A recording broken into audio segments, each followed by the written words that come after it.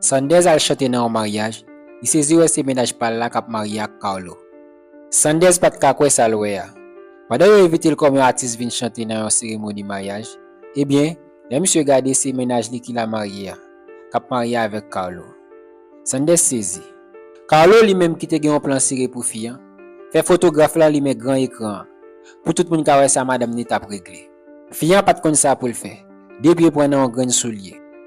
Pendant Carlo couche ak ménage li kon sa, téléphone fiyan sonne. Et là monsieur gade, se photo Sanders qui te sous écran. Monsieur pat ka comprendre.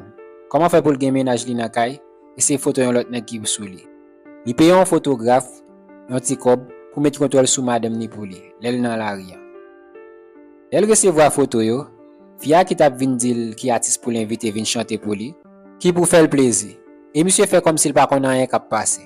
Il bay madame ni belle love. Carlo cherche jeune ak manager Sanders, li paye lui un kob pour monsieur ka vin performer dans cérémonie.